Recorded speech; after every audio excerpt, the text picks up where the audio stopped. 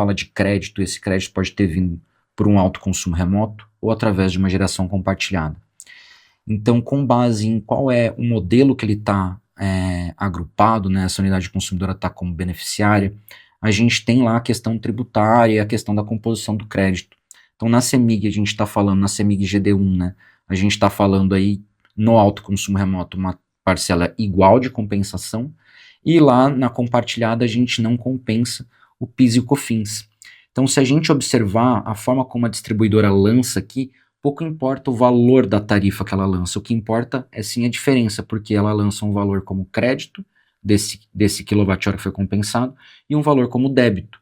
Então essa diferença é o que de fato eu paguei por esse crédito que foi compensado. Então, ou seja, a minha tarifa não compensada, né, que a gente lê aqui da conta, a minha tarifa não compensada é a diferença do que eu tive que pagar ali com base naquilo que compensou. Então ela me dá essa diferença, eu calculo essa diferença e a gente chega na tarifa não compensada com tributos, obviamente, né? Aliás, sem tributos aqui no caso é só o PIS e COFINS.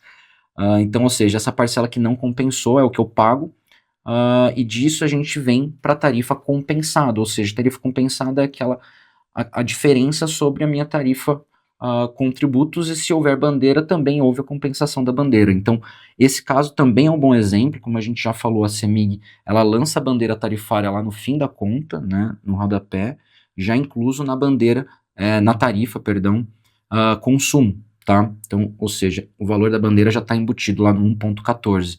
Então, uma vez que a gente calcula, né, base na bandeira, o quilowatt-hora consumo, a gente vê quanto foi pago, a gente calcula o valor da bandeira, da tarifa bandeira, e a gente calcula o valor da tarifa com tributos, e a gente calcula o valor da tarifa sem tributos, tá? Então, ou seja, com base nisso a gente já calcula todo mundo, e a gente tem que a diferença entre o 1.14 e o 0.02 aqui, que foi a parcela não compensável, foi a minha tarifa compensada, que representa o quê? Representa a minha tarifa, representa a minha tarifa bandeira, tá? Então, ou seja, ele somou a bandeira e ele somou parte da minha tarifa aqui com tributos depreciada, né? Ele tirou a parte do PIS e COFINS no final das contas, tá? Então é por isso que a minha tarifa compensada ela é 1.12 e não 1.14, nem 1.08, nem menor, nem, enfim, a não ser no caso, né, que eu dê a bandeira para o cliente, aí eu venho e tiro a tarifa bandeira dessa tarifa compensada medida aqui, e aí eu tenho de fato tarifa compensada sem bandeira, que foi aplicada nessa conta, tá? Então, ou seja, aqui já é uma mecânica mais chata da gente entender o que está acontecendo na fatura, né? Ainda mais essa conta da CEMIG, que ele, não que ele maqueie os dados, mas a forma como é colocada precisa interpretar a conta, não é simplesmente pegar a tarifa que está lançada lá e colocar como tarifa compensada, etc e tal, como muita gente acha que é, né? Então a gente tem que calcular aqui de fato as tarifas. Uma coisa importante é que com base nessa conta, a gente não tem duas informações. Primeiro, o que de fato foi injetado e qual foi a movimentação de saldo que eu tive nesse período nessa unidade consumidora. Então essas informações a gente só vai conseguir uma vez que a gente compilar lá com a lista de distribuição, a fatura da unidade geradora, fazer o rateio e a auditoria dos créditos, aí a gente consegue de fato medir. A gente vai ter uma aula adiante que vai falar em específico disso, tá? Mas aí a gente consegue tirar de fato qual foi a injeção e a movimentação de saldo dessa fatura, tá? Mas se a gente não tiver, por exemplo, o saldo anterior dela, a gente não consegue calcular o que de fato chegou de crédito e quanto consumiu desse saldo, tá? E se o que foi injetado foi de fato compensado de forma correta, tá bem? Então, para auditar a fatura, não basta só ela, a gente precisa aí concatenar um pouco mais de informação, tá bom? Bom, pessoal, entendido uma fatura, então, GD1, compensação, então ela é um pouquinho mais chata, que a gente tem que trazer, além dos dados básicos, o consumo que foi compensado, o consumo que foi pago, né, ou seja, medido mínimo mais o consumo que não foi compensado, beleza? A nossa tarifa não compensada, a tarifa compensada e o saldo acumulado que a gente teve naquela unidade consumidora, que a gente não consegue medir numa conta GD1, é a injeção e a movimentação de saldo que ele teve, pelo menos nesse exemplo dessa fatura aqui da CEMIG, tá? Foram duas informações que a gente não conseguiu medir e eram necessárias aqui para a gente também auditar, beleza? Bom, e aí a gente vem para o nosso último exemplo da nossa aula hoje, tá? Que é uma fatura compensação GD2. Aqui a gente trouxe uma conta da Electro, tá? Para a gente mudar um pouquinho o nosso caso aqui de análise, tá? Até para conseguir mostrar para vocês outros exemplos de fatura e como é que fica essa mecânica também da compensação, tá? Se tratando de GD2, a gente tem alguns pontos a se observar em específico. Primeiro, se houve, né, uma compensação integral do consumo, não existe consumo mínimo na conta, tá? Então a GD2 ela vai compensar 100% do consumo, se for possível, com base em créditos que forem injetados e com saldo que eventualmente tenha naquela unidade consumidora, tá? Então por que isso é importante? Porque a gente não tem mais necessariamente uma cobrança com uma tarifa com tributos na conta. E isso impacta na leitura de algumas informações, como, por exemplo, a bandeira. Se eu não tenho uma cobrança de um consumo mínimo com tributos, né, ou seja, eu compensei tudo, eu compensei toda a bandeira, não vai ser lançado bandeira na minha conta.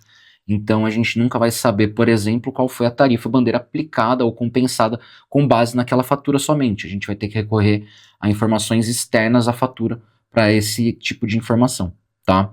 Então, ou seja, tudo que a gente calcular dessa conta não vai contemplar bandeira, muito possivelmente, tá? A gente só vai ver bandeira numa conta GD2, pegando o exemplo que a gente usou anteriormente, onde existe ali um consumo mínimo que não foi integralmente compensado. Então, ele vai ter ali a tarifa com tributos e vai ter a cobrança da bandeira proporcional a isso, tá? Caso contrário, se eu compensar 100%, não vai ter, beleza? Bom, pessoal, aqui eu vou pegar para a gente não ir muito a fundo também na conta. Vou pegar só as informações principais que a gente tem nela para a gente se localizar, tá? Primeiro, a questão aqui do tipo de conexão bifásico, então é uma conta bifásica que a gente tem. Período de leitura a gente tem aqui anterior e atual, tá? Beleza. Consumo medido nesse caso aqui, ela me trouxe direto a quantidade aqui, consumo TE e TUSD, então essa conta aqui é uma conta importante, por mais que seja uma tarifa monômia, ele separou a componente TE e a componente TUSD, tá? Isso da forma como foi lançado, então eu tenho que tomar cuidado para não somar as quantidades de quilowatt-hora, porque é a mesma quantidade de quilowatt-hora em ambas as tarifas, né, mas elas são duas parcelas que estão sendo calculadas de forma separada. Então elas juntas formam a tarifa monômia, como a gente viu na conta da CEMIG, por exemplo, tá?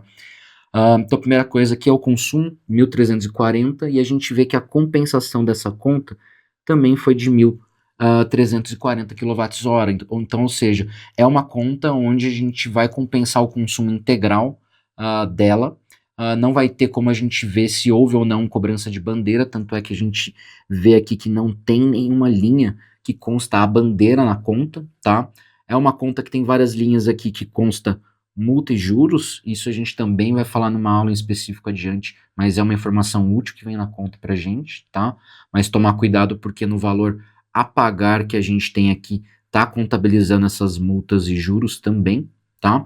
Então tem que tomar um certo cuidado para não confundir os valores totais da conta e o valor correspondente à parcela residual de energia somente, tá? Bom, ela me traz ali iluminação pública, bonitinho, beleza.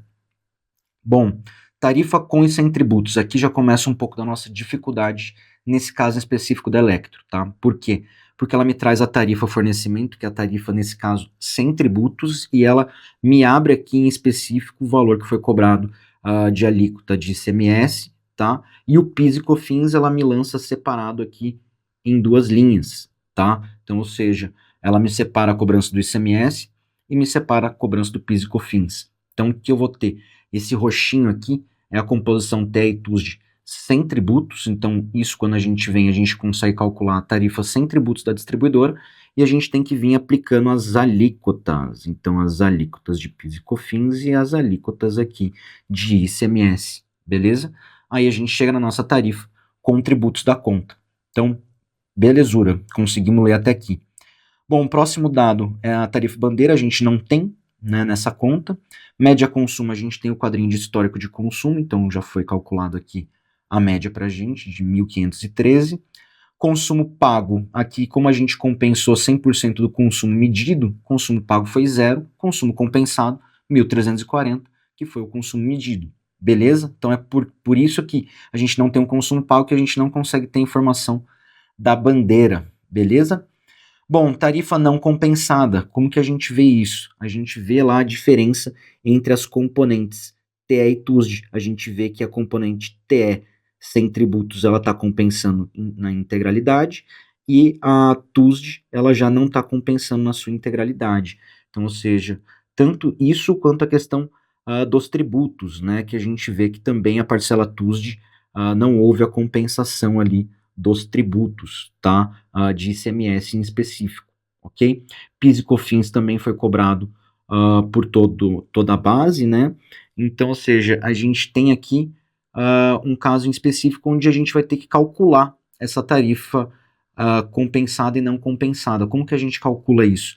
A gente soma todos os valores. Então, a gente vem e soma a linha lá em reais de consumo TE, consumo TUSD, a gente abate o valor de energia compensada na TE e energia compensada na TUSD, a gente soma o PIS e COFINS, ok? E a gente divide isso por 1.340.